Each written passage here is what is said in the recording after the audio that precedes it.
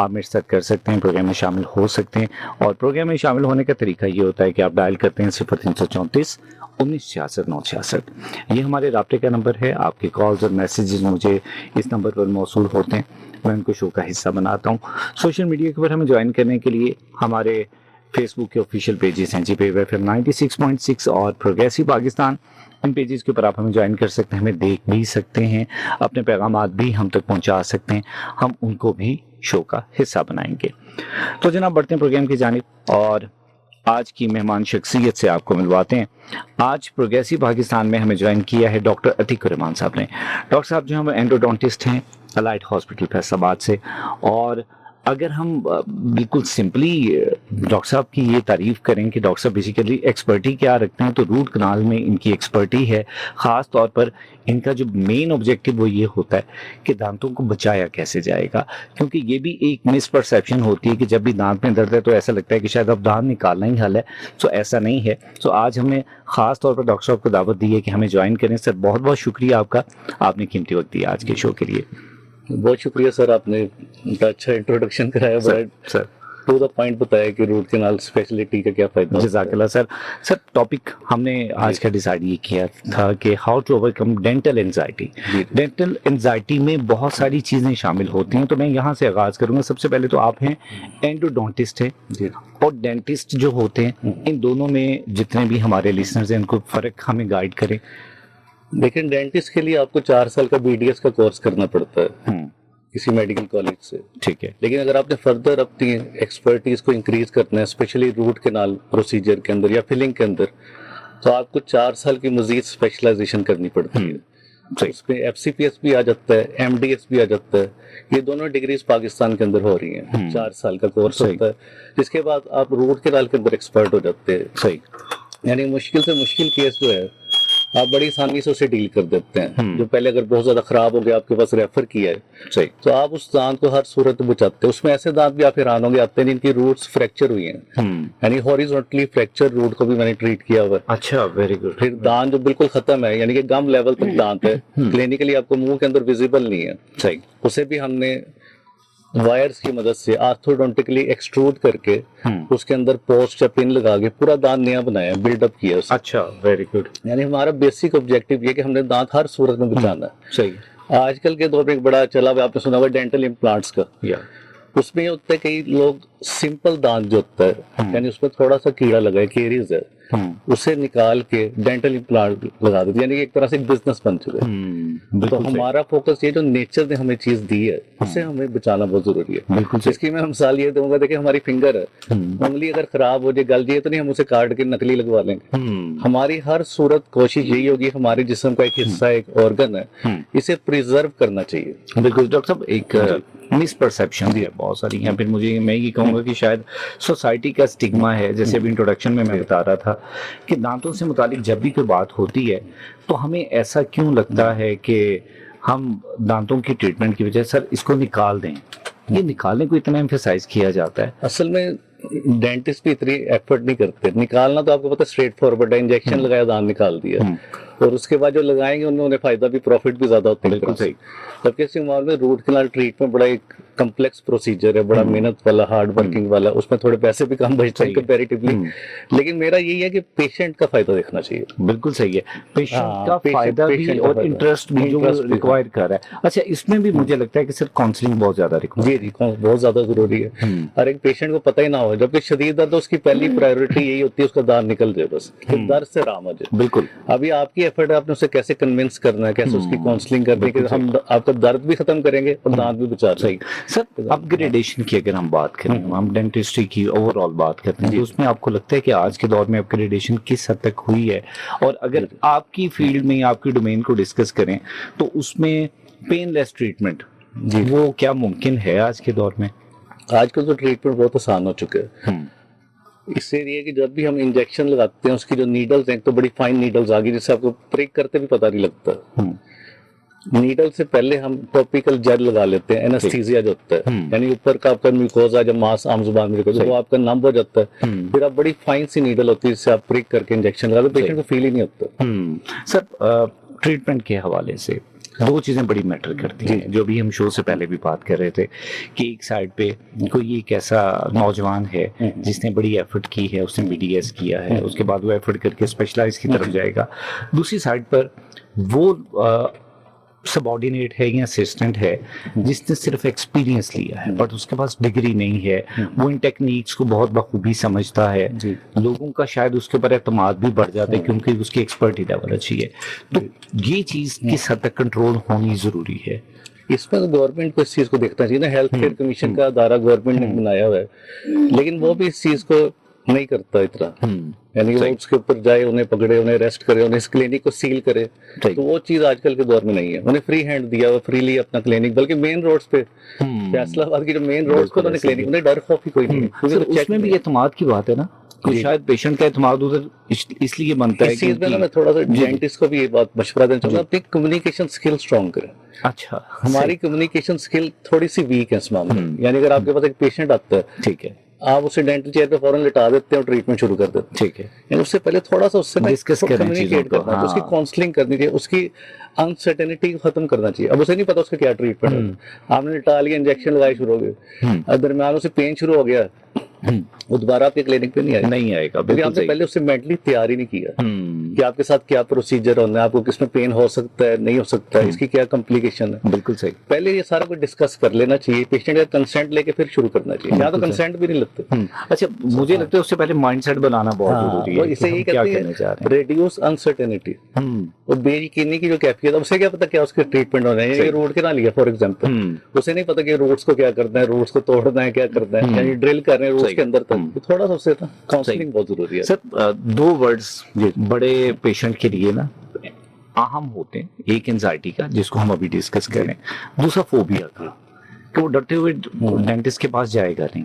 तो इन दोनों से कैसे निकला जा सकता है, या क्या बेसिक गाइडलाइन हो सकती है कि पेशेंट को बताया जाए कि इसको अगर आप करेंगे तो शायद बहुत सारी खतरनाक बीमारियों से बच सकते हैं? अच्छा, ये दोनों में डिफरेंस है, लोग इसे थोड़ा ना कंफ्यूज कर लेते हैं। एंजाइटी फर्स्ट स्टेप है, अगर आप उस लेवल पे पेशेंट को अर्ली आप नहीं करते ट्रीट, तो वो कन्वर्ट हो जाती है फोबिया में, ठीक है, तो उसे ट्रीट करना काफी मुश्किल होता है। और एंजाइटी बेसिकली होती है कि आप उसे पता नहीं होता उसके साथ क्या होना, इस तरह मैंने पहले बताया, उसे प्रोसीजर की नौयत का नहीं पता। दूसरा, जो इर्द गिर्द उसके लोग होते हैं, कोई नेबर्स होते हैं, या स्कूल अगर बच्चा तो स्कूल में जो उसके क्लास फेलोज होंगे वो उसे डरा देते हैं, ठीक है। मैंने पहले दांत निकलवाया, बड़ा पेन हुआ, ब्लीडिंग नहीं रुक रही थी, दांत निकलवाने के बाद पेन पहले से भी बढ़ गया, या ट्रीटमेंट को तो पहले तो पेन थोड़ा था, अब पेन पहले से भी ज्यादा हो गया, तो इस खौफ से वो तो जाएगा नहीं डेंटिस्ट के पास। तो इसके लिए जब भी पेशेंट आपके पास आता है ना, उसे थोड़ा सा चीजों के बारे में बताना चाहिए। इसे कहते हैं टेल शो डू।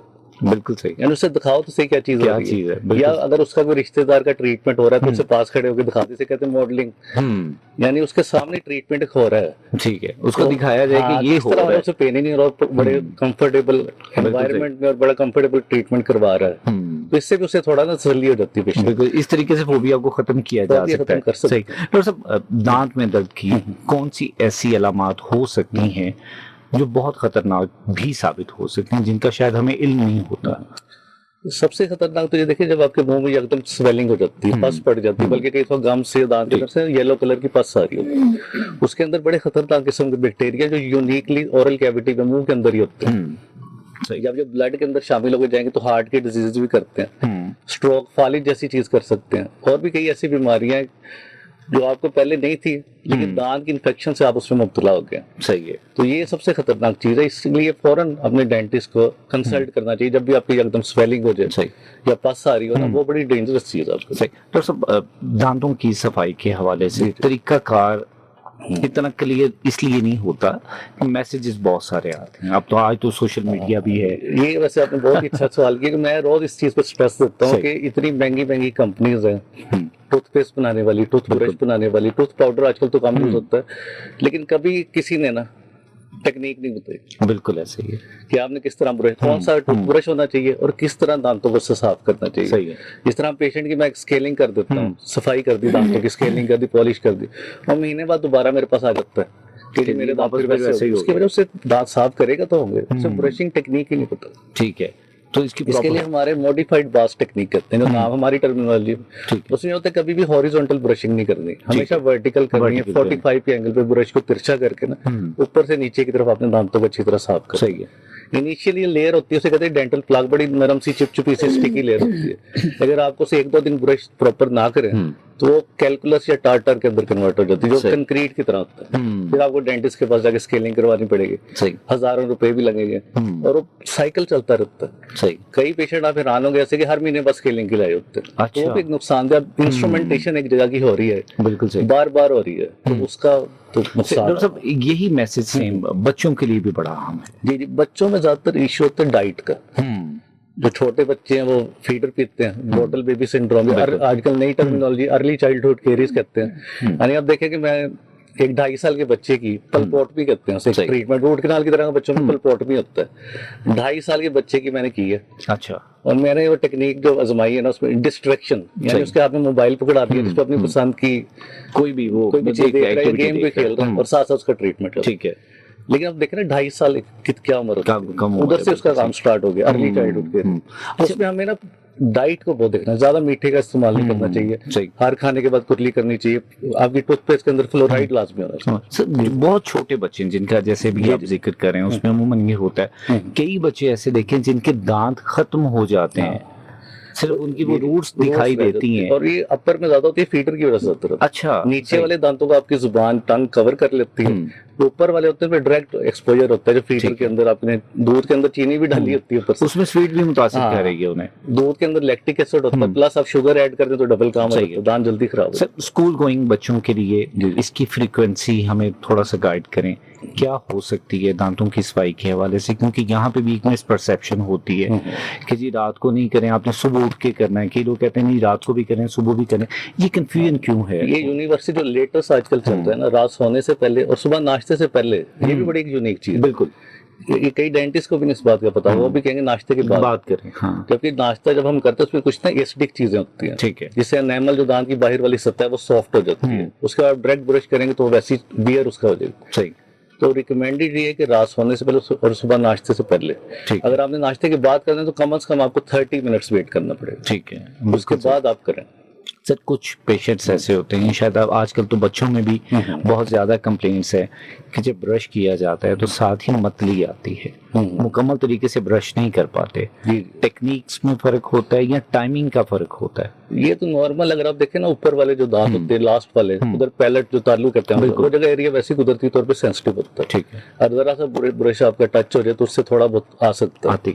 ठीक है, तो वो थोड़ा सा एहतियात से करें तो इतना इशू नहीं होगा। बिल्कुल सही है सर। टोट के घर के जो हैं वो बड़े किए जाते हैं खासतौर पर दांतों के हवाले से कि जी बड़ी पेन हो रही है सर लौंग रख लें, कुछ और वो जिसे कहते हैं ऑयल में वो फटकरी डाल के लगा लें। ये देसी टोटके बहुत सारे, क्या रिसर्च भी कुछ बताती है टोटके की, इनका क्या रोल होता है? अब हमारे सबसे ऑथेंटिक है पबमेड का होता है, जिसमें हर ऑथेंटिक रिसर्च आती है। ठीक है, यानी कोई ऐसी रिसर्च नहीं है जो फेक हो या कैसे।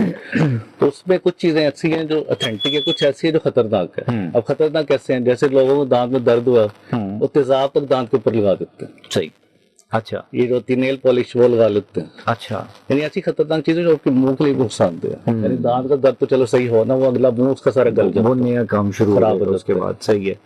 इसमें रिकमेंडेशन जो है ना रिसर्च के लिहाज से, इसमें सबसे पुरानी टेक्निक लॉन्ग जो होती है, जिस दांत में कैविटी और शदीद दर्द है, रात का टाइम है, हॉस्पिटल भी बंद है, क्लिनिक भी बंद है, आपके घर में कोई मेडिसिन भी अवेलेबल नहीं है, सही, तो लौंग को दांत में रख लें तो उससे जो आपका करंट लाइक दर्द होगा। तो आपने देखा कि लोग कहते हैं मेरे सर में भी दर्द हो रहा है, कान में हो रहा है, गर्दन, हमेशा ऐसे हाथ रख के आते हैं, वो लोकलाइज नहीं करते इस जगह पर। बिल्कुल, ये भी एक बड़ी यूनिक बात है, वो समझ नहीं आती कि बेसिकली कहां पर है, किस जगह पे। बिल्कुल सही।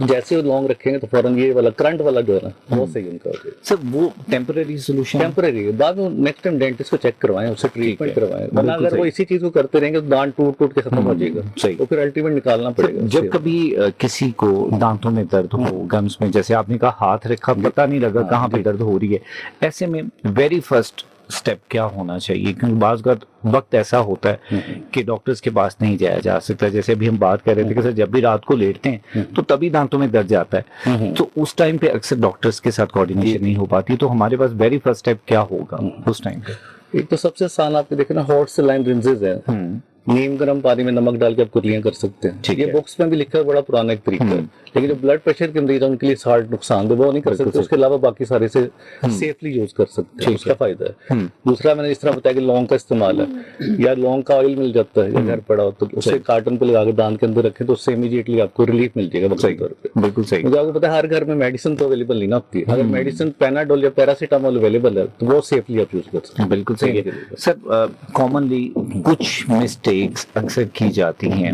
वो मिस्टेक्स तब होती हैं जब ट्रीटमेंट हो जाता है। मिसाल के तौर पे किसी ने रूट कनाल करवाना है, उसने करवा लिया, कहीं पे कोई और दांतों का ट्रीटमेंट नहीं, गम्स का ट्रीटमेंट हो गया, उसके बाद एहतियात जरूरी है। कौन सी ऐसी कॉमन मिस्टेक्स हैं जो पेशेंट्स आपको लगता है कि ये रेपिटेडली करते रहते हैं? सबसे अहम चीज डाइटरी हैबिट्स है। आप देख रहे हैं दांतों को लोगों ने टूल बनाया हुआ है, ठीक है, ये बोतलों के ढक्कन खोलते हैं, अखरोट वगैरह बड़ी बड़ी हार्ड चीजें, उससे दांतों की बाहर वाली तय जो एनामल है ब्रिटल होती है। सही। जब कोई सख्त चीज उसमें क्रैक आ जाता है, और रूट कैनाल के बाद तो ज्यादा चांस होता है। रूट कैनाल के बाद दांतों में थोड़ी ना प्रोप्रियोसेप्शन कहते हैं, टच की सेंसेशन थोड़ी सी कम हो जाती है, उस दांत को ज्यादा फोर्स लगाते हैं। इसलिए आपने सुना होगा रूट कैनाल के बाद क्राउन लाजमी कराना चाहिए, कैप जो होता है। सही। उसकी वजह यही होती है कि दांतों की प्रोटेक्शन मिल जाती है। अगर आप ऐसे उसके ऊपर ज्यादा फोर्स लगाते रहे दांत आपका स्प्लिट हो जाता है, दो हिस्से हो जाते हैं, उसे अल्टीमेट निकालना पड़ेगा। बिल्कुल सही है। सो जनाब, दांतों के हवाले से गुफ्तगू जारी है। डॉक्टर अतीकुर रहमान साहब मेरे साथ मौजूद हैं, एंडोडोंटिस्ट हैं अलाइट हॉस्पिटल फैसलाबाद से।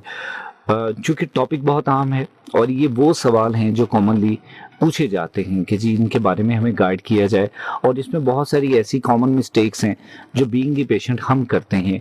उसमें अगर टोटकों का मैं जिक्र करूं तो अक्सर ऐसे टोटके हम घरों में कर जाते हैं जो शायद हम सोचते नहीं कि ये करने भी चाहिए, या हमारे दांत तो शायद वक्ती तौर पे थोड़ी सी रिलीफ उसकी ले लें, लेकिन ओवरऑल आपके मुंह के लिए किस हद तक वो नुकसानदेह हो सकता है इसका अंदाजा हमें नहीं होता। सो जनाब, डिस्कशन जारी है। एक पहलू को डिस्कस किया, अब दूसरा पहलू ये है कि जो हमारे ग्रेजुएट्स जो बीडीएस में हैं या डेंटिस्ट बनना चाहते हैं उनके लिए क्या गाइडलाइन हो सकती है, उनका स्कोप क्या होगा। फिर हम अपनी कम्युनिटी को भी डिस्कस करते हैं, लाइक हम फैसलाबाद में मौजूद हैं, फैसलाबाद की सराउंडिंग में जिस तरीके से डेंटिस्ट्री के ऊपर काम हो रहा है वो किस हद तक सेटिस्फैक्ट्री है, या फिर आने वाले दौर में जिसको अपग्रेडेशन का दौर कहा जाता है इसमें ये चीज़ें मजीद कैसे इंप्रूव हो सकती हैं। डिस्कशन जारी है। अभी वक्त हुआ एक शॉर्ट ब्रेक का। इस दौरान आप मेरे साथ रब्ता करते हैं 0334 1966 966 पर। सो कहीं जाइएगा मत, मिलते हैं जी। Welcome back. आप सुने प्रोग्रेसिव पाकिस्तान वेव एफएम 96.6 पर और मैं हूं फारूक शेख। मेरा और आपका साथ हुआ करता है 2 बजे तक प्रोग्रेसिव पाकिस्तान में। आज हम बात कर रहे हैं जी डेंटल एंजाइटी के हवाले से। दांतों के अमराज में जो खौफ या परेशानी हमें आती है उसको डिस्कस किया जा रहा है। कुछ कॉमन ऐसे टोटके हैं, कुछ डिजीज़ है दांतों की जिसके ऊपर बात हो रही है। स्टूडियो में मेरे साथ मौजूद हैं डॉक्टर अतीकुर रहमान साहब। सो जनाब, कुछ मैसेजेस अब मेरे तक पहुंचे हैं, कुछ कॉल्स हैं, उनको शो का हिस्सा बनाते हैं, उसके बाद वापस आएंगे अपने डिस्कशन की जानिब। हमें कॉल कर रहे थे जनाब आबिद साहब 240 चदर से, और ये रेगुलर हमें सुनते हैं, शो को पसंद करने। अभी भी कॉल कर रहे थे, इनकी कॉल मुझसे मिस हो गई है सर, बहुत शुक्रिया आपका रब्ता करने के लिए। एक और हमें कॉल मौसूल हुई, इन्होंने नाम नहीं बताया। इन्होंने एक सवाल पूछा है डॉक्टर साहब से। इन्होंने कहा है कि सर 60 इयर्स में अगर कोई पेशेंट है तो उसके सामने वाले दांतों में दर्द होता है लेकिन वो हिलते नहीं है, इसका कोई इलाज बता दें। एक और हमें कॉल मौसूल हुई इमदाद हुसैन साहब की। इमदाद साहब भी रेगुलर सुनते हैं प्रोग्राम्स, कहते हैं सर प्रोग्राम बहुत अच्छा है, और साथ में उन्होंने कहा है कि सर इस वक्त मेरे 2-3 दांतों में दर्द हो रही है और गालिबन उनको कीड़ा भी लगा हुआ है। तो पहले ट्रीटमेंट करवाया था, अब आजकल ये फैसलाबाद में पहले झंग में होते थे, तो सर फौरी रेमेडीज़ की क्या हो सकती है वो गाइड कर दें। और कुछ मैसेजेस हैं वो भी शामिल करते हैं, बाद में एक एक करके डॉक्टर साहब से हम इनके जवाब भी जानेंगे। अली राजपूत हैं हमारे साथ, कहते हैं जी सर कैसे हैं आप, प्रोग्राम हमेशा की तरह बहुत अच्छा है, बहुत मालूमाती है। और साथ में कहते हैं कि सर आप इतने अच्छे हमारे लिए प्रोग्राम लेकर आते हैं, अल्लाह ताला आपको सेहत और तंदुरुस्ती दे, आमीन। बहुत शुक्रिया अली आपका। कहते हैं जी वेव एफएम 96.6 को दिन दुगनी रात चुगनी तरक्की दे, आमीन सुम आमीन। बहुत शुक्रिया अली आपका। कहते हैं जी कि मेहमान को बहुत मोहब्बत भरा प्यारा सा अस्सलाम वालेकुम। और साथ में कहते हैं जी कि सर जो लॉन्ग वाली आपने बात की बहुत अच्छी बात है। 96.6 की पूरी टीम को, आप ही फरा समेत सब लिसनर्स को अस्सलाम वालेकुम। वालेकुम अस्सलाम, बहुत शुक्रिया आपका। चंदा ने हमें मैसेज किया, कहते हैं जी अस्सलाम वालेकुम फारूक सर, कैसे हैं आप? आज का शो भी खूबसूरत है, लाजवाब टॉपिक है। डॉक्टर साहब को सलाम कहते हैं। बहुत शुक्रिया आपका। और हमारे साथ एक और लिस्टर मौजूद हैं, ज़ीशान है फैसलाबाद से। ज़ीशान कहते हैं जी अस्सलाम वालेकुम सर, काफ़ी देर से मेरे दांतों से ब्लड निकलता है, फिर उसके साथ गला ख़राब हो जाता है।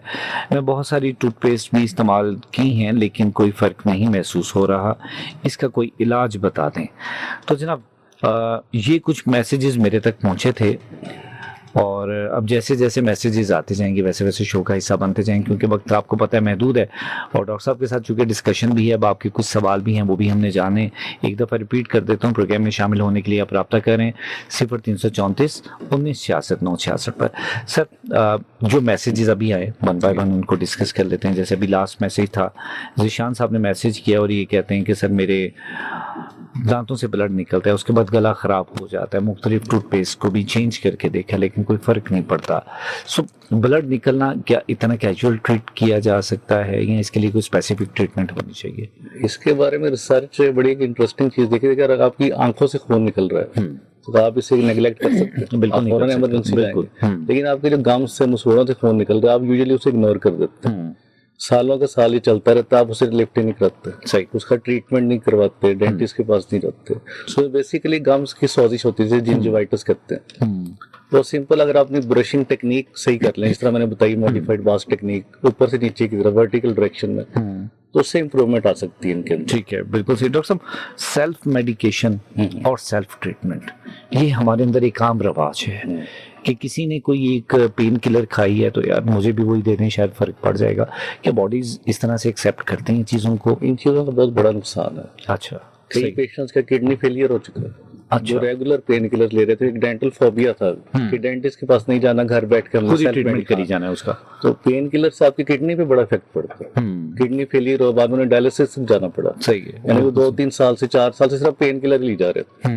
यानी इस चीज को भी आपने जरा साइड पे करना है, इसको सिर्फ आप चेक तो करवाएं, कम से कम कंसंट्रेट करें। सही। सर एक और कॉल मौसूल हुई थी, इन्होंने कहा कि सर अगर कोई ऐसा पेशेंट है जिसकी एज 60 ईयर है, सामने वाले दांत जो है उनमें तकलीफ होती है लेकिन वो हिलते नहीं हैं, इसका भी बड़ा एक यूनिक इलाज है। अच्छा, कोकोनट ऑयल पुलिंग आजकल बड़ी मशहूर है। ठीक है। फॉरेन कंट्रीज में लोग बहुत ज्यादा कर रहे हैं। कोकोनट ऑयल के अंदर होता है लारिक एसिड, ठीक है, वो इनके मसले को हल कर देगा। सुबह सबसे पहले उठ के इन्होंने 1 चम्मच, जो आपका टेबल स्पून होता है, ठीक है, वो मुंह में रखना है, उसे 2 से 3 मिनट तक स्विच करना है, हिलाना है, या बेशक वैसे ही रख ले मुंह के अंदर। उसके बाद उन्हें स्पिट कर लें। ठीक है, डेली की रूटीन बुला लें ब्रशिंग से पहले, तो ये सारे मसले इनके क्लियर हो। अच्छा, ये जो दांतों की पेन है जिसमें दांत हिलते नहीं है, ये किसी भी पेशेंट के लिए हो सकती है? एज फैक्टर इसमें मैटर करता है, जैसे भी आपने उसका हल बताया?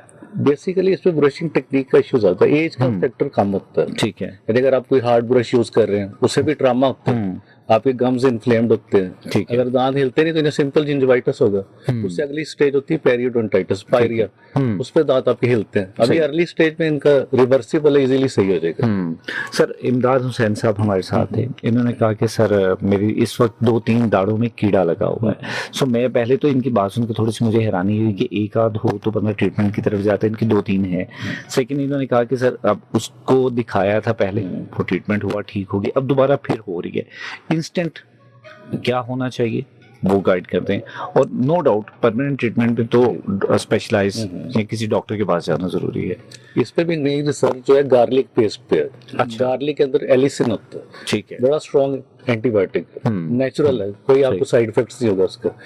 गार्लिक की पेस्ट को आपने दांत की कैविटी के अंदर लगा देना, और खासतौर पर उन दांतों में जिनके नीचे इन्फेक्शन है, ठीक है, तो आपको क्विक रिलीफ मिल जाएगा। ये रिसर्च से प्रूव है। लहसुन का पेस्ट, हाँ, गार्लिक लहसुन, ठीक है। यानी आप देखें ना कितनी नेचुरल चीज है, हमारी फायदेमंद है, और रिसर्च से साबित भी किया। सही है, ये कुदरती चीजें जिनको अप्लाई करने से बहुत सारे प्रॉब्लम्स का हल निकल सकता है, लेकिन अनफॉर्चुनेटली इस तरफ हम जाते नहीं हैं।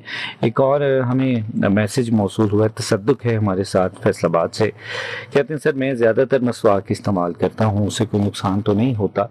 तो मसवाक से तो बिल्कुल नहीं नुकसान होता, वो सेफ्टी है। स्पेशली जो नीम की मसवाक है उसके बड़े फायदे हैं। सही। सर जो टूथपेस्ट है या पहले पाउडर हुआ करते थे डिफरेंट ब्रांड्स के, दोनों के लिए कोई फर्क होता है?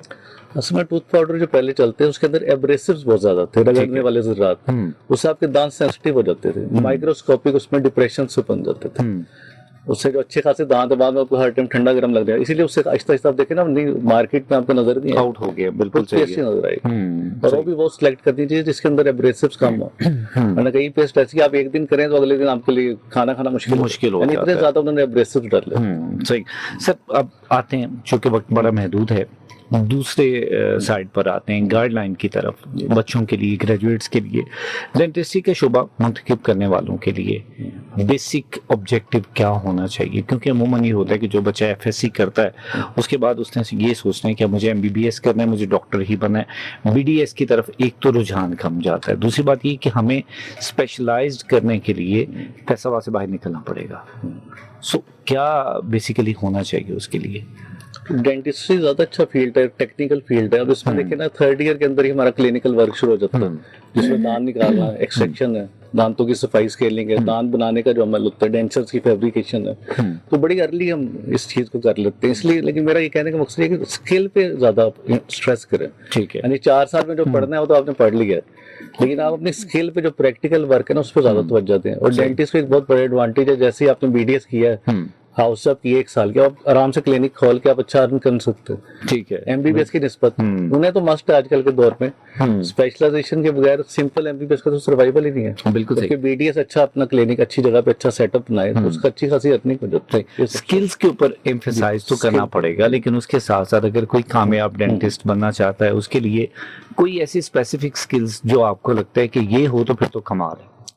मैं अपने से रिलेटेड कहूँगा कि मैं जब 2015 में, यानी कि आज से 11 साल पहले लाहौर से ट्रेनिंग करके फैसलाबाद आया, तो ज्यादातर ट्रेंड जहाँ देखा गया कि दांत निकालने का ट्रेंड ज्यादा है। पेशेंट के दांत में दर्द होता था, डेंटिस्ट दांत निकाल देते थे या इम्प्लांट लगा देते थे आर्टिफिशियल। तो मैंने इस चीज को तो ज्यादा फोकस रखा कि दांत बचाना चाहिए, यानी इस तरह की स्पेशलिटी को यूनिक हो। जिस तरह रूट कैनाल की है, इसमें आप करें तो आपको ज्यादा फायदा है, क्योंकि इसके पेशेंट भी ज्यादा। क्योंकि दांत में कीड़ा लगना दुनिया में 2nd नंबर पे डिजीज है। बिल्कुल ऐसे ही। 2nd most prevalent disease in the world is dental caries. तो सोचे कि इस पे तो ज्यादा हमारा काम ही सारा ये दांतों की फिलिंग है, ये रूट कैनाल है। तो इसमें अगर आप अपने स्किल इंप्रूव करें तो उसका आपको क्लिनिकली ज्यादा फायदा होगा। सही। सर, डेंटिस्ट्री के शोबे में सबसे बड़ा चैलेंज बीइंग द सीनियर क्या देखते हैं, जो आपने फेस किया और आपको लगता है कि अगर अपकमिंग ग्रेजुएट्स हैं उनको वो प्रॉब्लम ना फेस करना पड़े? सबसे बड़ा तो कंपटीशन आजकल।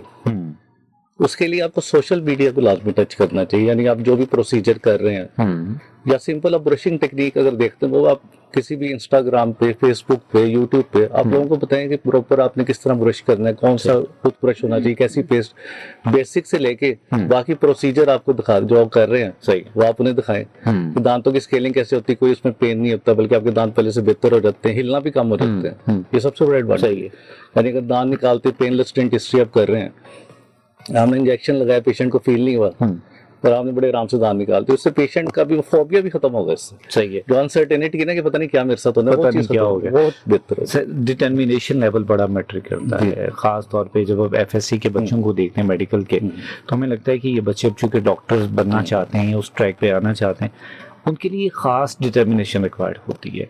तो बीडीएस करने के लिए डिटर्मिनेशन का लेवल सेम है या कम है? असल में इस पे बहुत बड़ा इश्यू है। एफएससी के लेवल पे ना हमारा एनर्जी लेवल बड़ा हाई होता है।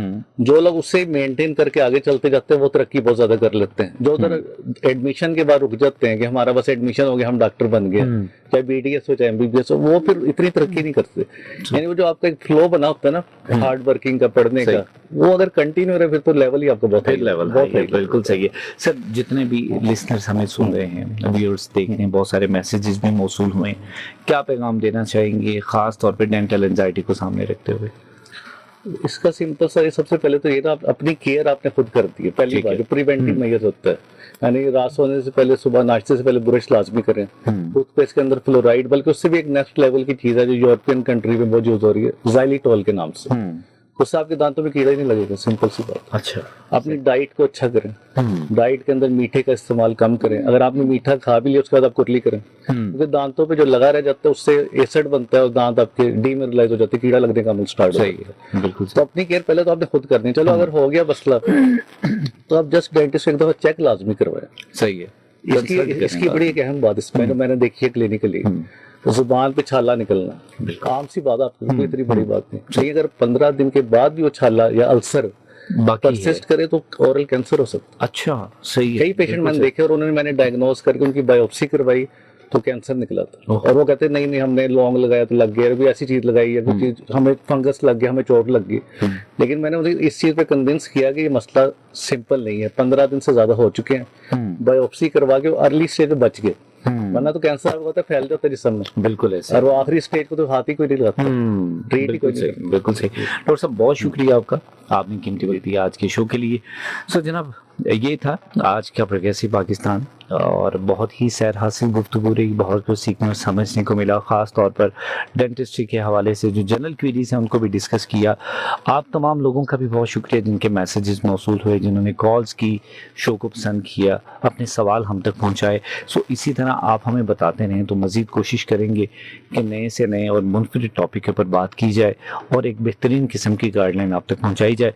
सो जाने से पहले बिल्कुल सम अप करूँगा सिर्फ एक दो बातों के साथ। पहली बात तो ये कि दांतों का मसला जो है ये एक सीरियस मसला होता है, हमें बराए मेहरबानी इसको सीरियस ही लेना है। डॉक्टर साहब ने बड़ी खूबसूरत बात की कि अगर खुदा न खास्ता अगर आंख से ब्लड आता है तो उसको कैजुअल नहीं लिया जाता, फौरी तौर पे डॉक्टर के पास जाते हैं।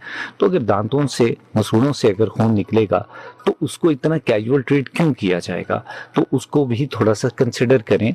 उसके लिए आप किसी बड़ी बीमारी में भी मुब्तला हो सकते हैं।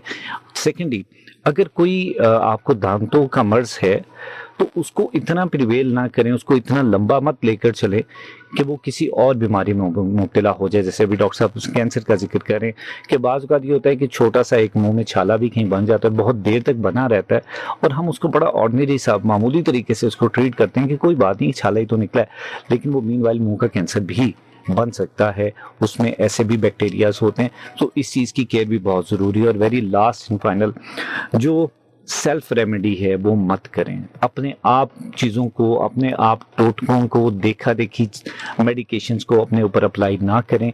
ये आपके लिए इंतहाई जानलेवा साबित हो सकती है, क्योंकि आम फहम ये भी रुझान पाया जाता है कि जब भी दांतों में दर्द किसी के होता है तो उसको लगता है कि साथ वाले ने अगर कोई मेडिसिन ली थी तो चलो मैं भी ये मेडिसिन लूँगा, शायद फ़र्क पड़ जाएगा, इससे ठीक हो जाएगा।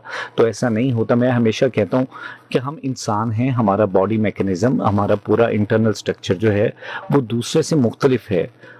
जब पूरा सिस्टम चेंज है तो मेडिसिन सेम कैसे इफेक्ट कर सकती है। सो आपकी डाइट, आपका पूरा इंटरनल सिस्टम उसके मुताबिक आपकी मेडिसिन को एक्सेप्ट करता है। तो इस चीज़ का बहुत सारा ख्याल रखें। सो आज के प्रोग्राम का वक्त ख़त्म हो जाता है। अभी आपसे इजाज़त चाहूँगा, मेरी आपसे मुलाकात